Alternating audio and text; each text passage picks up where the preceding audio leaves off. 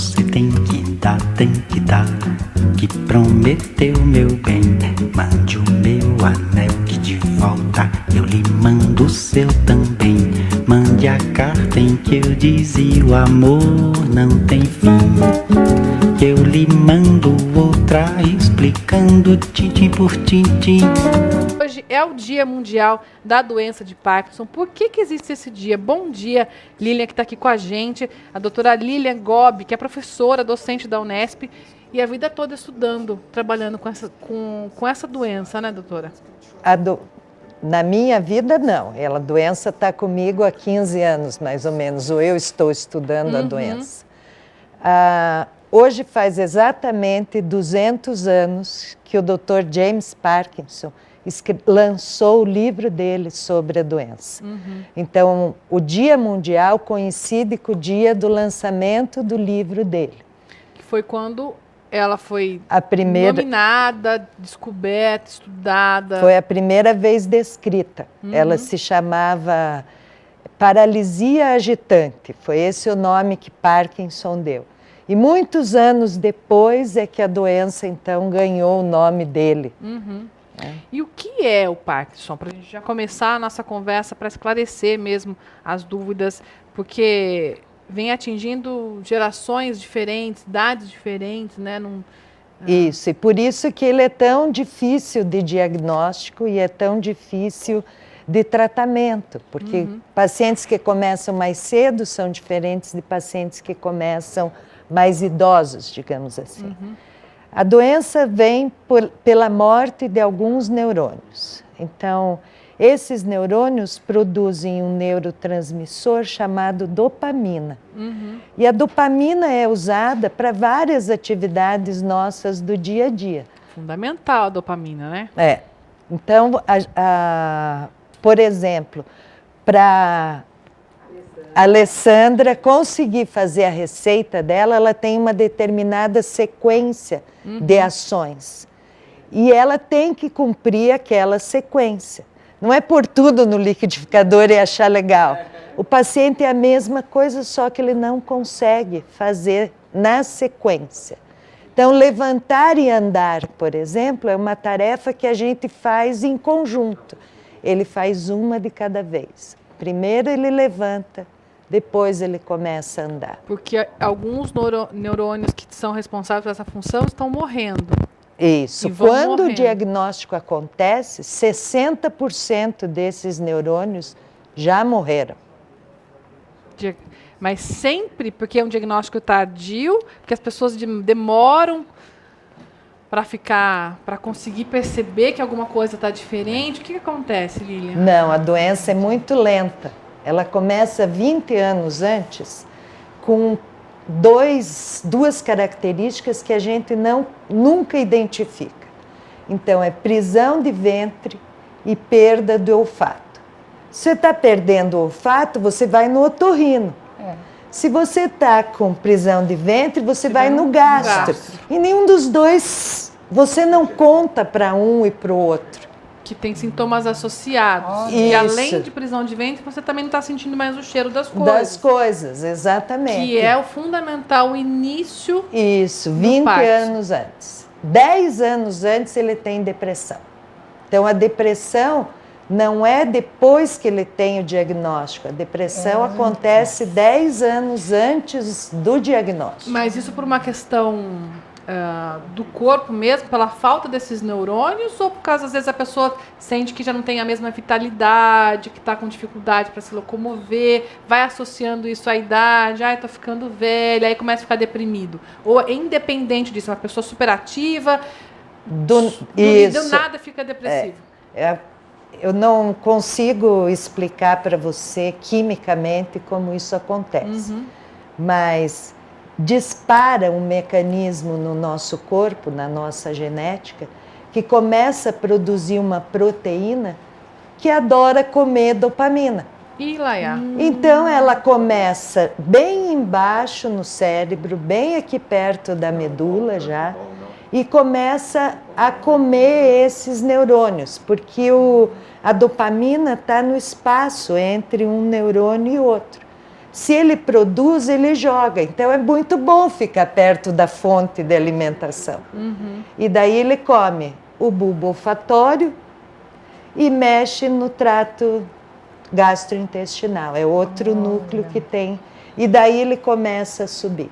E aí começa a vir a E depressão. daí vem todos os outros sintomas. Porque aqueles ele já matou, então ele vai procurar, essa proteína vai procurar outros neurônios, até que ele chega numa casinha onde tem muitos desses neurônios, e daí que vem os sinais e sintomas da Aí doença. começam, então, quer dizer, há 20 anos eu já posso estar tendo problema de prisão de ventre, já sentindo dificuldade. Às vezes a gente acha que no corre-corre estou sentindo mais o cheiro de algumas coisas, porque estou gripado, ou porque mudou a estação.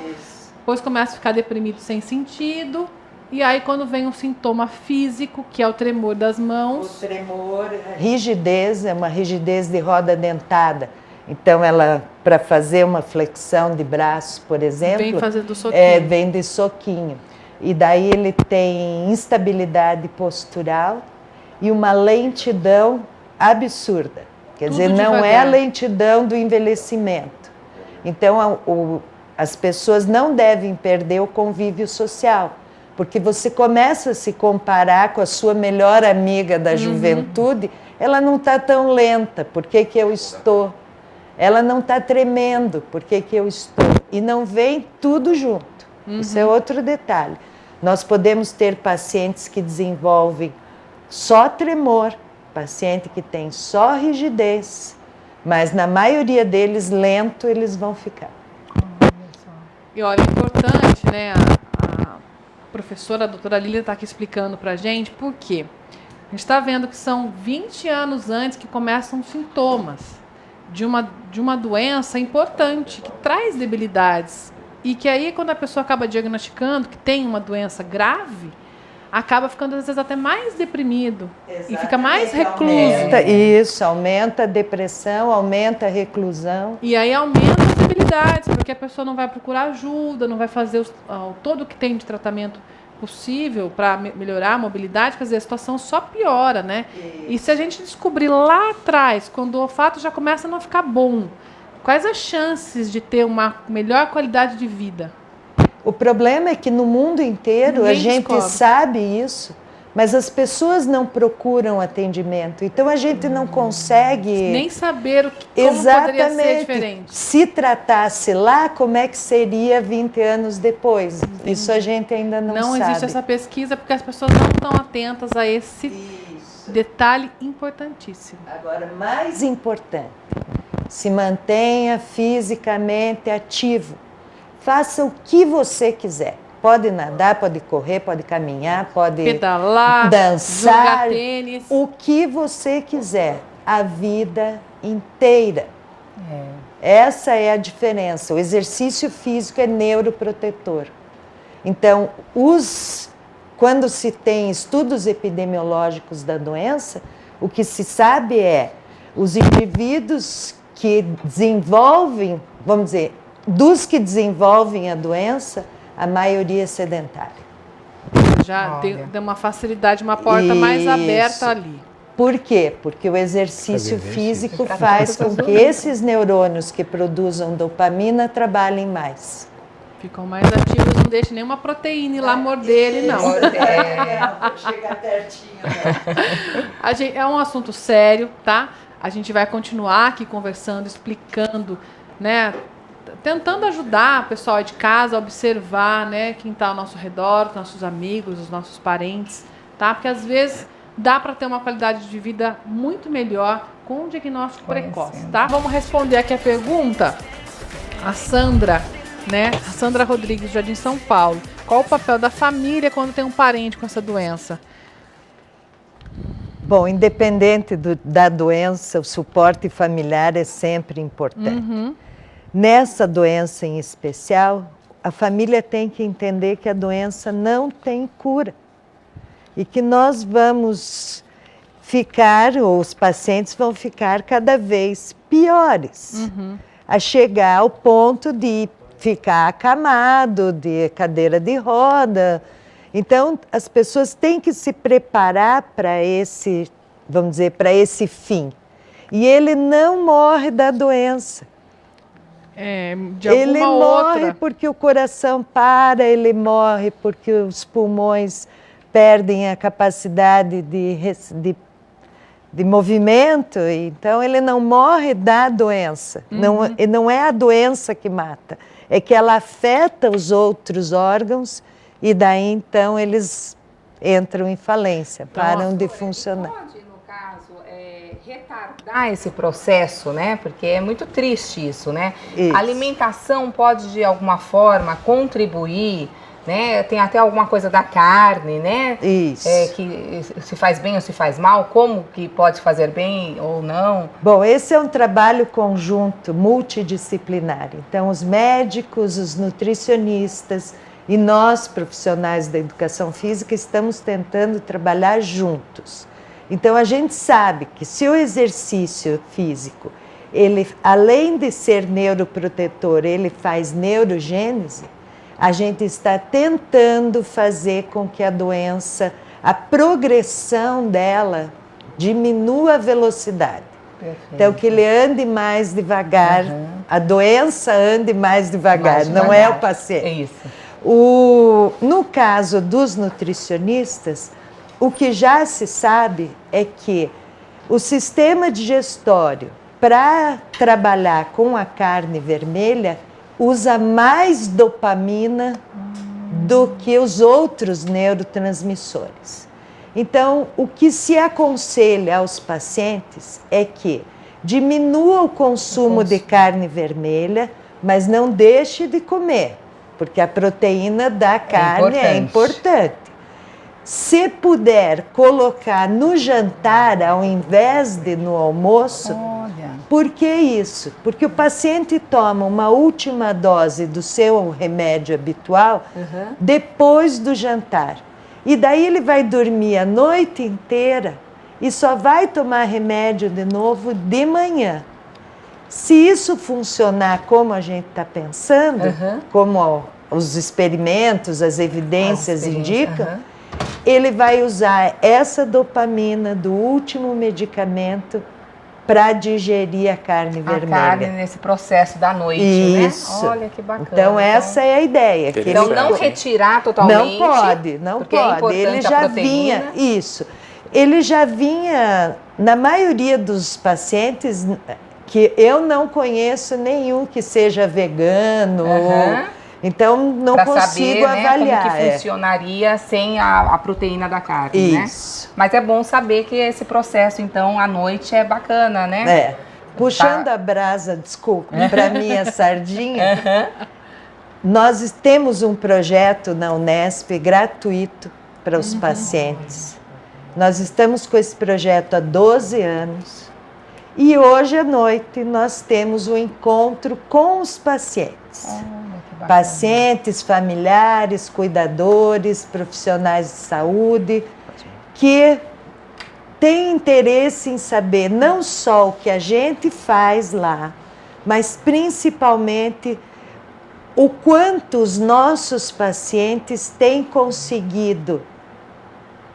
Isso é uma coisa difícil de dizer. Você faz atividade, você controla a alimentação e você espera melhora. Não é isso? Com certeza. Para nós. Para eles, manutenção é um lucro muito grande. É uma vitória já, isso. Né? Então, o que os nossos dados têm mostrado é que a gente tem conseguido manter. Olha, que bacana. Então, a doença parece estar progredindo mais lentamente nos nossos pacientes. Um avanço, assim, um ganho de qualidade de vida imenso, né? A gente tem algumas fotos. Denise, você precisa olhar o forno? Quer dar uma olhadinha aqui para ver? Pode ir lá. A gente tem algumas fotos de alguns artistas, né? Olha, a Eva, toda de 97 anos, desde 2012 também sofre com a doença. O Paulo José também ator. Tem também um caso, né? O Michael J. Fox, que ele descobriu super cedo, né? Que tinha o Parkinson. O Muhammad Ali, que já faleceu, inclusive, também tinha. E o Papa João Paulo II, que também faleceu. E a gente pôde aí, através do Papa, ver também, ele ficou bastante tempo, né?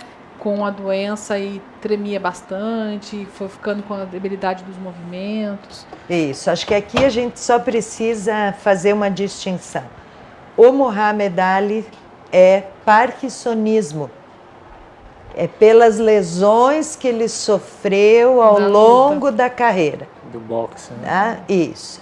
Existem muitas pessoas que têm o parkinsonismo, ou seja, ele tem, por exemplo, um grande evento que aconteceu na vida dele. Por exemplo, mães que perdem os filhos. Isso não é natural na nossa cadeia. Trauma, né? Então. Um trauma. Ou que de repente resolve, não vou mais fazer, eu não quero mais fazer, ou eu agora sou inútil, porque todo mundo faz as coisas para mim. Ou eu tenho AVE, quer dizer, os acidentes vasculares encefálicos geram o parkinsonismo também. E nessa hora, esse parkinsonismo não evolui.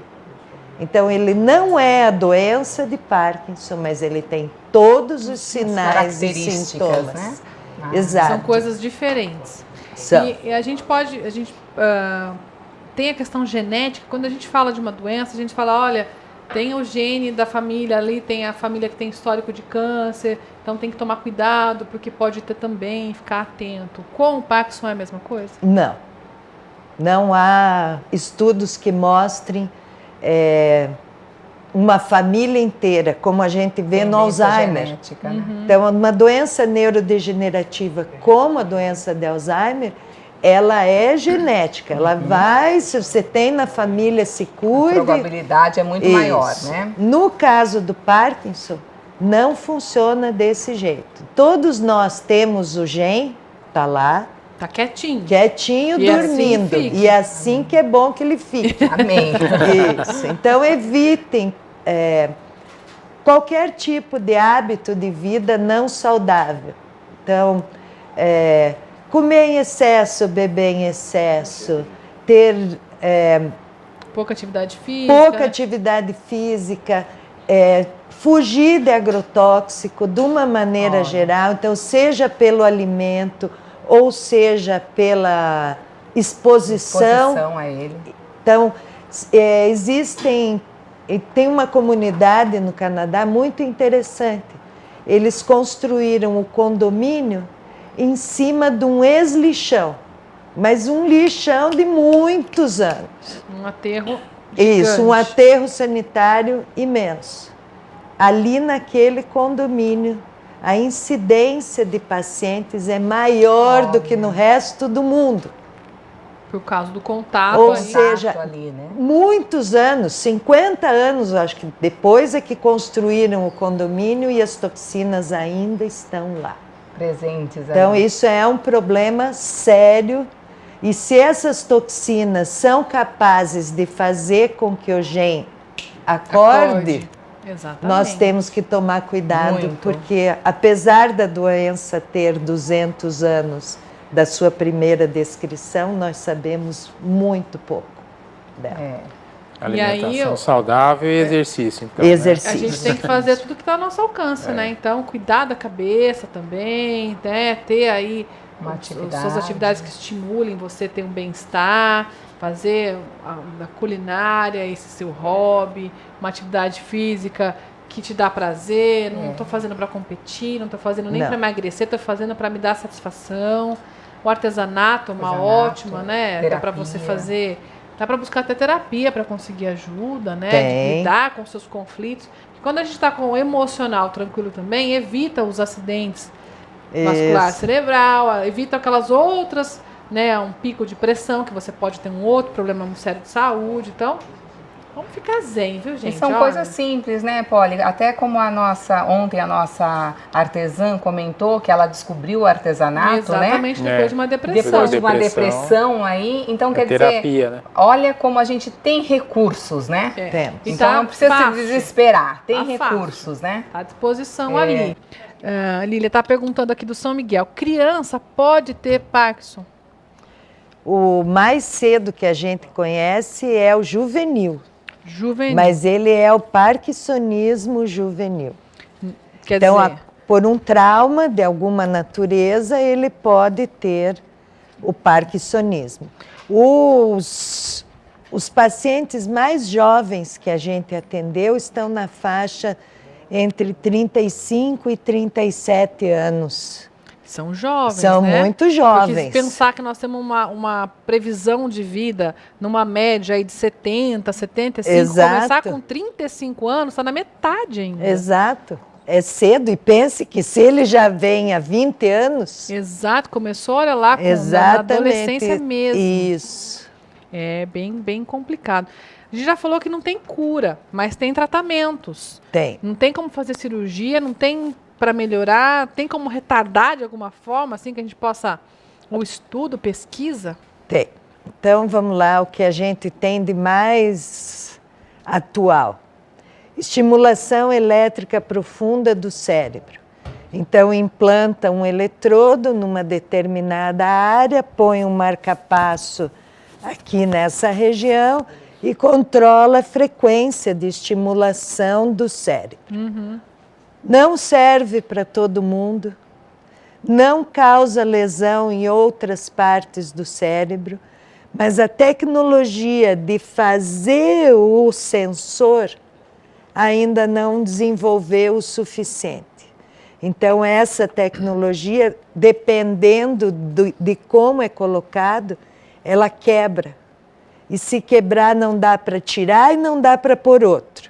Ah, entendi. Tá? Então, na verdade, o estímulo elétrico funciona, mas ainda o implante no local que precisa colocar ainda precisa de mais pesquisa. É isso. Terapia com célula-tronco é outra tecnologia. Alguns pacientes respondem muito bem, outros pacientes respondem muito mal a célula-tronco. E os modelos animais, isso é outra coisa interessante. Os animais que são modificados para terem a doença, para que a gente possa estudar, não evolui. A lesão que se causa não gera uma doença que vai progredir. Que vai ter na gente. Isso. Então, os trabalhos com o modelo animal estão sendo desestimulados e, ao mesmo tempo, é difícil você testar num ser humano um medicamento novo, como é o caso da cannabis agora. É o medicamento as pessoas da têm que moda. ser voluntárias, né? Isso, e daí é muito difícil. Quer dizer, situação difícil, né? Porque se você dá dó também da gente pensar que vai fazer o bichinho ficar doente para poder testar. Isso. Ao mesmo tempo, não tem o mesmo resultado porque nele não evolui igual evolui no ser humano. Aí você tem medicamento novo, a pessoa tem que ser voluntária. E daí, graças a Deus, a gente tem, então, o Michael J. Fox, tem a fundação dele, ele financia trabalhos no mundo inteiro, tem vários trabalhos no Brasil financiados pela Fundação Michael J. Fox, para tentar descobrir, basicamente, como fazer o diagnóstico precoce e desenvolver essas tecnologias de ponta. Então, se a minha memória não falha, esse estudo da cannabis é um estudo financiado pela fundação do Michael J. Fox. Quer dizer, o importante que fica para a gente, quando a gente fala de uma doença como o Parkinson, é que não é, não é uma sentença de, olha, diagnostiquei Parkinson, vou morrer. Todo mundo vai, né, Lília? Isso. A gente não é para ele se deitar na cama, pelo amor de Deus. Se mexa, faça qualquer coisa. É ao difícil, contrário, né? Mas lute a cada minuto. Então, os cuidadores, que foi o que você me perguntou da família, não levem nada na mão. Olha lá, hein? Vamos puxar a orelha dos esse cuidadores. paciente sair do sofá, ir até a cozinha, pegar o copo d'água, desde abrir a geladeira, ele tem que fazer sozinho. E isso não é maldade. Tá? Então, na verdade, atenção aqui também, Porque a gente estava alertando as pessoas que às vezes a gente não percebe os sintomas, né? São as pessoas que estão ao nosso redor, que vão começar a perceber que tem alguma coisa diferente, que precisa de uma ajuda, de um diagnóstico. Mas quem já tem o diagnóstico e daí está em casa, está lá, a pessoa vai ficar deprimidinha, é claro, né? Tem uns mais, outros menos, mas vamos buscar também conhecimento para as pessoas que cuidam desse paciente para melhorar a qualidade de vida, né? Isso, leve para a Unesp. Exatamente. Agora, fala um pouquinho desse projeto, Lília. Como é que funciona? Quem que pode ir lá? Desde que ele tenha o diagnóstico, qualquer um. O projeto é gratuito, funciona 3 vezes na semana. Então, se quiserem, o contato é 3526-4365. Qualquer pessoa que atender o telefone está habilitado para dar informações. A gente faz um cadastro e daí ele é direcionado para uma das atividades que a gente tem. Então, a gente tem um grupo fazendo musculação. Tem um grupo fazendo, nós vimos as imagens do colega de vocês que tem a doença, caminhando em terreno irregular. Isso a gente também tem mobilidade.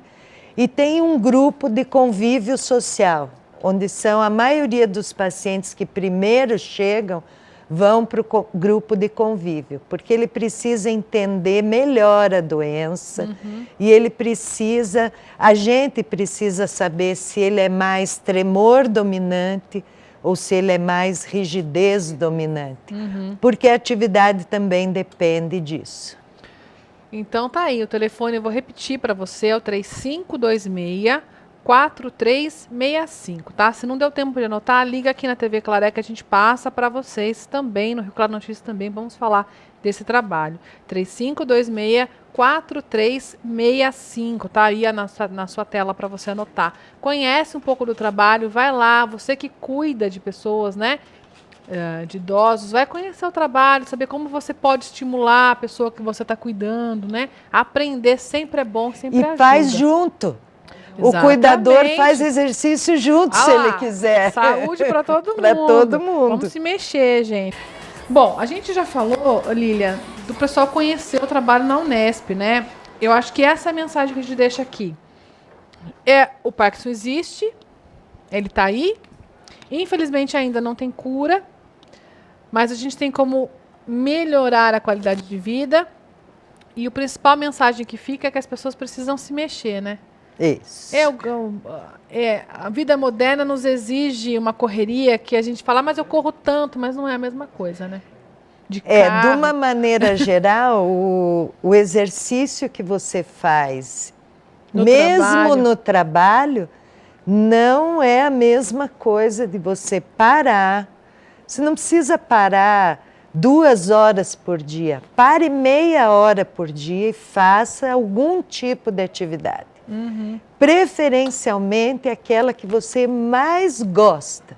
Porque senão vai enjoar e vai parar, né? Exato, porque a sua aderência vai ser maior. E isso não é apenas para os pacientes. Isso é para você e para mim também, e para os nossos filhos. Que o meu personal tá puxando minha orelha que eu não vou na aula. Eu vou, viu? Eu vou chegar aí. Não é? Porque às vezes a gente fala assim, a gente estava até brincando aqui no comercial, no intervalo, que fala, gente, esse pudim, ele é calórico. Ele é calórico. É açúcar, trigo, leite, ovo, queijo e coco. É açúcar. Mas aí a gente... Às vezes, se você experimentar um pedacinho, você vai sentindo todo o gosto, né? Que ele preenche todo, quer dizer, não precisa comer o pudim inteiro, nem metade dele. Né? Pode dividir com a família, dar um pouquinho lá para a mãe, um pouquinho para a vizinha, bate lá na porta, aproveita e faz amizade. Olha, pode levar para o Unesp. Pode levar lá para a Lília. Pode. Tem bastante aluno lá, né? Isso é interessante. Nós temos agora... Estamos atendendo por volta de 50 a 60 pacientes, é uma população flutuante, e temos 18 estagiários. Então, os cuidadores também nos ajudam. E o nosso maior problema hoje é transporte. Porque tem dificuldade de locomoção, né? Isso, e porque a maioria dos nossos pacientes são pacientes de baixa renda. Então não consegue ter alguém que leve um que parente. leve, que vá buscar. Então tem vários pacientes fazendo transporte solidário, outros a gente tem algum convênio com a prefeitura, dependendo, com essa mudança de governo, então é natural que eles estejam ainda, mas a gente não tem, Pode parar, né? Isso, a gente tem agora 25 pacientes sem transporte. E que eu posso, veja que eu tenho capacidade para atender mais 25. Eu não tenho, como trazê-los para dentro. Então, se você quer conhecer o projeto, aproveita, já conhece mais gente, faz amizade, né, que é tão importante. Muito. Faz bem para a gente ficar com a autoestima super legal, saber que tem mais pessoas passando pela mesma coisa que a sua família, que você, que não é exclusivo, acaba abrindo um pouco o foco, né? Você vê que a vida não parou ali, continua, porque precisa continuar, né? E a gente que está ao redor precisa ajudar essa pessoa a sentir menos a debilidade física, né? Que o organismo vai sentindo, vai né? sentir. A nossa obrigação é ajudar essa pessoa a ter uma melhor qualidade de vida. E se você pode fazer o transporte solidário, passar e vem passando, pegando o quarteirão todo ali, ó, todo mundo, né? Isso. Todos os amigos, os vizinhos, e põe todo mundo no carro e, ó, leva para a Unesp. Exatamente, e vai ser muito bem recebido. Com certeza. Eu já conheço a Lília faz muito tempo desse projeto da Unesp, tem mais de 20 anos que eu estou aqui, né? Tem bastante tempo que eu conheço esse projeto. E sempre ajudei a divulgar, que eu acho muito importante, mesmo porque ele é de graça, né? De graça. E aí você tendo condições de pagar um tratamento ou não tendo condições de pagar o tratamento, tem acesso ao projeto, que é mais importante. Quero agradecer imensamente. Prazer é meu. De recebê-la aqui. E a casa está sempre aberta para a gente poder falar de outros projetos também. Ótimo. Muito Vamos experimentar obrigada. tudinho.